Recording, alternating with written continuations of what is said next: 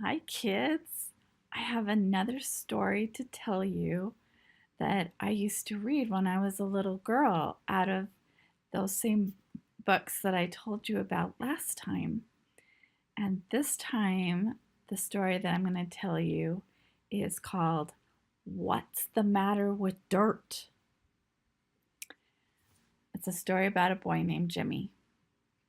So, Jimmy stood at the edge of a busy street and counted the carriages going by. You see, this story happened a long time ago, back in the days when before there were cars and everyone went around in carriages pulled by horses. Um, so he was counting the carriages as they were going by, and each time he counted, he bounced his new red ball. 1, 2, 3, bounce, bounce, bounce. The traffic was heavy. Sometimes 3 or 4 carriages would pass at once, and Jimmy would bounce his ball in rapid succession. He was a very good bouncer, and he hadn't missed a single carriage. Jimmy decided to see how good his ball really was and how high it would bounce. So he threw it down hard on the ground and watched it bounce up over his head. The boy reached out to catch the ball, but his foot slipped and he lost his balance and he stumbled right into the middle of the traffic, right in the path of an approaching cart. Jimmy tried to jump aside, but he couldn't get out of the way in time. The cart came on, and its heavy, dirty wheels ran right over his leg. Jimmy lay without moving in the street. For a moment, he could feel nothing. Everything began to turn dark except for streaks of yellow which flared in his head. Then his leg started to hurt. "Help!" Jimmy cried. Tears welled in his eyes, for it hurt a lot, and he tried to move, but he couldn't. He was dimly aware of a crowd of men, women, and children who had gathered around him. 2 gentlemen stepped forward and leaned over him. Then Jimmy's mother and father appeared. Everybody stood close, and they made a lot of noise with their talking. Jimmy's head was swimming. Jimmy's father stooped down and raised the boy in his arms. The boy, barely conscious, realized for the first time that his leg was bleeding. The blood ran down over his father's arm, and then Jimmy started to feel scared. He buried his face in his father's shoulder.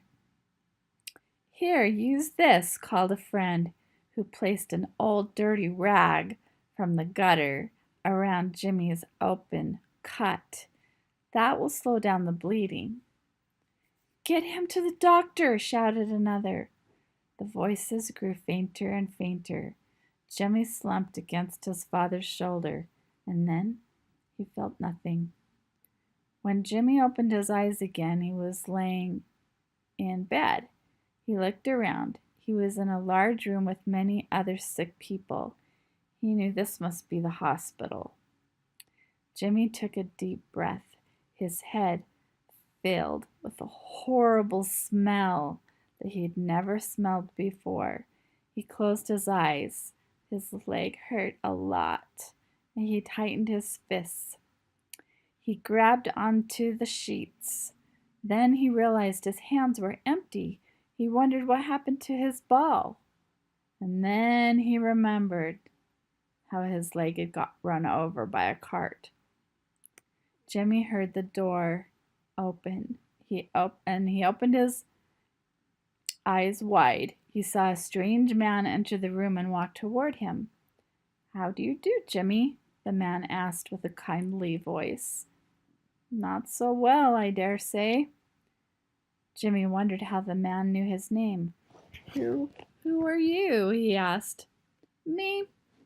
I'm nobody special, just the chief surgeon," the man answered.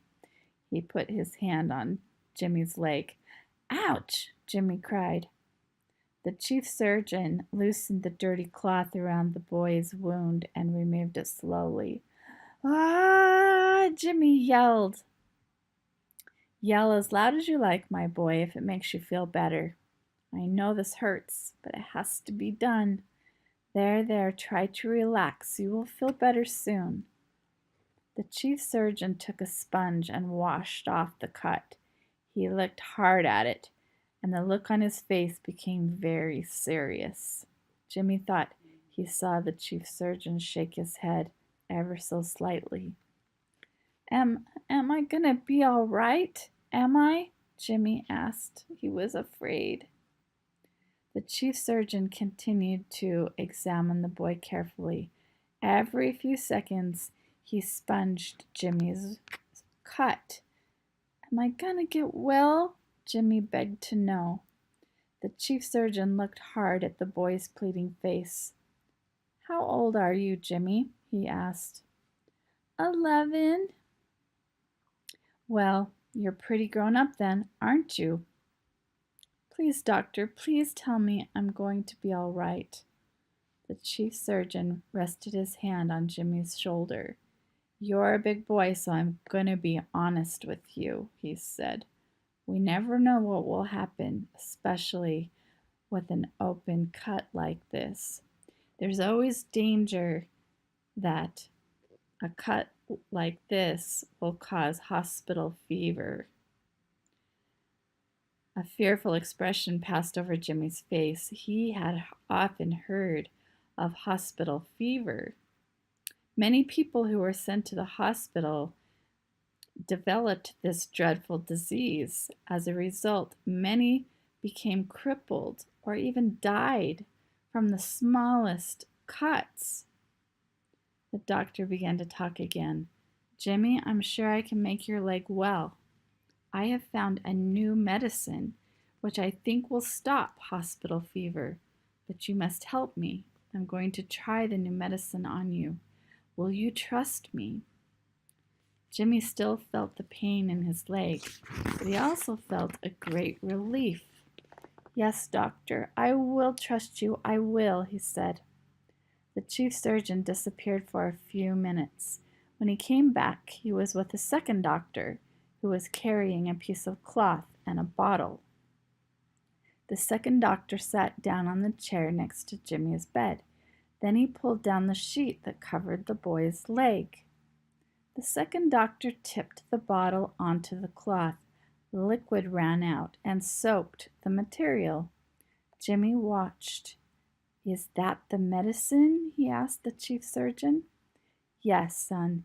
It is a chemical called carbolic acid, and you will be one of the very first people to try it. The second doctor placed the wet cloth on the boy's wound. He pressed down the edges until it was firmly set so no air could get through. What will the medicine do? Jimmy asked. It will clean all the dirt out of your cut, the chief surgeon answered. That dirty rag you were wearing when you came in must have filled your cut with many unclean particles. The boy thought a moment. But what is the matter with dirt? I like to play in the dirt and in the mud, especially after rain. Ah, yes, Jimmy, but you don't have open wounds when you play. I'll tell you a secret, my boy. There are many who might disagree with me, but I expect to save your leg by keeping the wound clean. The chief surgeon smiled and patted the boy's head. Now, Jimmy, go to sleep if you can. There's nothing we can do now but wait. Jimmy felt tired. He watched the chief surgeon and the second doctor walk out to the hall, and then he fell asleep. Every morning, the chief surgeon had come to see Jimmy. Today was the 4th day that Jimmy had been in the hospital. He sat up in bed waiting for the surgeon. His knee did hurt a lot. Finally, the chief surgeon opened the door and came into the room. Well there, how are you today? He asked. Jimmy tried to smile, but he couldn't. Instead, he felt like he might start to cry. Why, Jimmy, what is the matter? The chief surgeon asked with a worried expression on his face. My leg hurts a lot this morning, Jimmy answered. Well, we'll see, replied the chief surgeon cautiously. Tell me, how do you feel otherwise? Did you eat your breakfast this morning? Oh, yes, I ate everything the nurse brought me, except what? Well, there wasn't enough oatmeal. The chief surgeon laughed. Well, that's certainly a good sign, he said. Now stick out your tongue and say, ah. The doctor looked at Jimmy's tongue. Then he checked Jimmy's pulse and temperature. So far, you look just fine, he said. Can you bend your knee so I can have a look at your cut? Jimmy winced as he bent his knee. It hurt a lot. Gently, the chief surgeon removed the cloth and looked down at the cut, and then he blinked his eyes. What is it, doctor? Jimmy cried. Please tell me what's wrong. Nothing's wrong, Jimmy, the doctor answered with a kind smile. I was just amazed at how well your wound has healed. There's no infection, and you don't have any sign of hospital fever. But if my leg is well, why does it hurt? Jimmy asked. The medicine I used cleaned your sore and helped your leg to heal, but it was very strong and has irritated the skin around the sore. The pain will go away in just a few days, I'm sure. I do have to put some more medicine on your leg, but this time I won't make it so strong. Doctor, please don't weaken the medicine, Jimmy said. My leg doesn't hurt that much. Make it stronger. Make it as strong as you can so that it will cure my leg for sure. The chief surgeon patted the boy's shoulder. Then, with a kind expression, he said, Jimmy, don't worry. I can weaken the chemical and it will still be strong enough to protect your cut. Your leg is going to be all right. The chief surgeon in the story was Sir Joseph Lister. This story took place in Scotland around the time of the Civil War, so around 1861 to 65, somewhere in there. Before the story took place, half of the people who had operations died because doctors didn't understand about germs. Joseph Lister was the first to realize the danger of germs and dirt in open wounds and cuts. He called his method of cleaning wounds the antiseptic technique. This technique is practiced in all hospitals today. Since Sir Joseph Lister's discovery, the danger of a patient dying from infection after an operation or because of an open sore is very small. And Jimmy's leg did get better. Within a few weeks, he was outdoors playing again as though nothing had ever happened to him.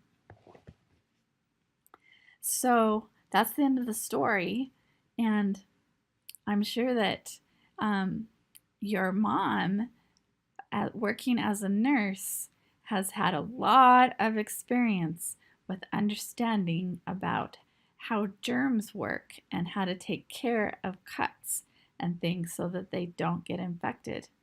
So we're very, very glad that this man, Joseph Lister, discovered this so that we can get better from stuff like that. Hope you like the story.